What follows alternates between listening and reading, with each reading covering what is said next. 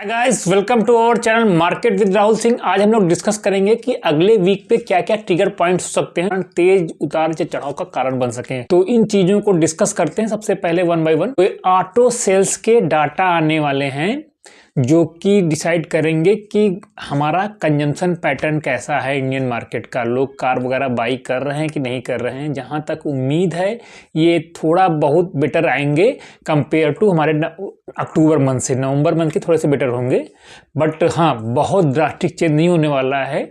हो सकता है टाटा मोटर्स के नंबर अच्छे आ जाएं, मारुति के थोड़ा ठीक आ जाएं और हुंडई के थोड़ा सा निगेटिव आ जाए, ऐसी उम्मीद की जा रही है। इसके अलावा जो हमारा Q2 है जो कि जुलाई से लेकर सितंबर महीना होता है, उसके जीडीपी के जो डाटा आए गए हैं उसके अकॉर्डिंगली 5.4% हमारी जीडीपी आया है। तो ये थोड़ा सा निगेटिव है। इसके लिए हम लोग फिगर करेंगे मार्केट में, इसको डिस्काउंट करेंगे कैसे हो रहा है, मार्केट इस चीज़ को कैसे ले रहा है। एक तरह से ऐसे ले सकता है कि भाई बहुत कमजोर डाटा आया है, दूसरी तरह ले सकता है कि हाँ पूरे वर्ल्ड में ही खराब आ रहे हैं। खाली मंदी ऐसे नहीं कि इंडिया में ही चल रही है, पूरे वर्ल्ड में ही थोड़ा सा इस समय मंदी का माहौल चल रहा है। तो इस डिपेंड करता है, कल देखते हैं मार्केट कितना गिरता है इसके कारण।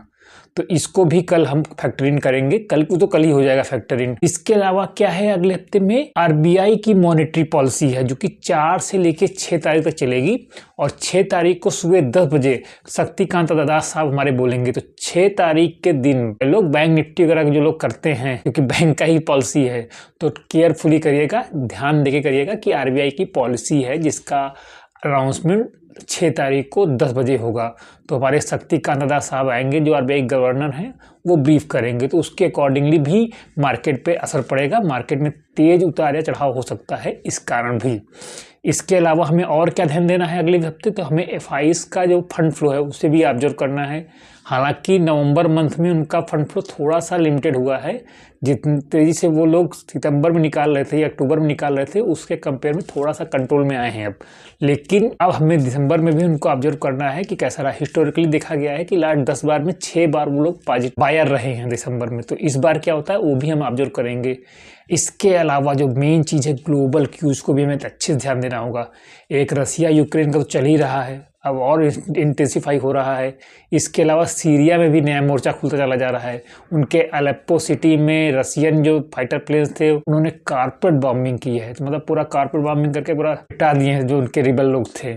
तो ये नया फ्रंट भी एक खुल रहा है। हालांकि सीरिया का जो फ्रंट है काफ़ी इससे एक्टिव हो गया है। तो एक रसिया यूक्रेन था ही था, सीरिया वाला भी एक नया चालू हुआ। देखते हैं इस पर कुछ और नए डेवलपमेंट आते हैं तो आप लोग शेयर करते हैं। हालांकि वो तो कंट्री ऐसा उजड़ा हुआ दिखता है कि पता ही नहीं क्या हो रहा है। तो ये सब पॉइंट थे जो कि आपको अगले हफ्ते ध्यान देने हैं। निफ्टी की रही बात, तो निफ्टी का भाई स्टैंस क्लियर है, सेल ऑन राइज।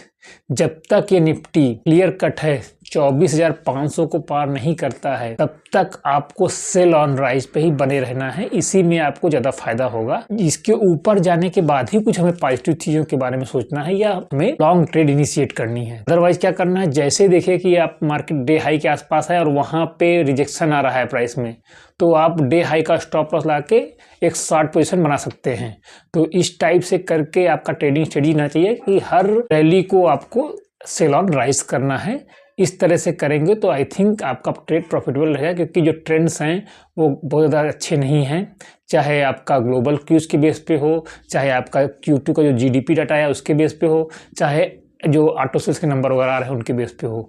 तो मार्केट ऐसा नहीं है कि एकदम से भाग के चला जाएगा। अब वो डिपेंड करता है काफ़ी चीज़ों पे, लेकिन जो ट्रेंड बोल रहा है लॉन्ग टर्म ट्रेंड, और ये ट्रेंड जो बोल रहा है कि हाँ अभी हमारा सेल ऑन राइज का ही व्यू रहना चाहिए, तो आप लोग को भी वैसा ही व्यू रखना है। और अगर पॉजिटिव करने का मूड हो तो जब निफ्टी 24,500 के ऊपर निकल जाए तो लॉन्ग के बारे में सोचेंगे, क्या दिक्कत है। अभी वही है कि हमारा जो ऊपर बाउंड्री लिमिट है वो तो सेट है 24,500, जब तक उसके नीचे हैं सेल ऑन राइज, यही होनी चाहिए हमारी निफ्टी की स्ट्रेटजी। तो आशा करते हैं कि जानकारी आपको दिया ये आपके लिए हेल्पफुल रहेगी, आपकी ट्रेडिंग के लिए हेल्पफुल रहेगी। तो इसी टाइप के वीडियो देखने के लिए हमारा चैनल को सब्सक्राइब करिए। आपको ये वीडियो अच्छा लगा हो तो लाइक करिए, कमेंट करके जरूर बताइए हमें क्या अच्छा लगा क्या नहीं अच्छा लगा।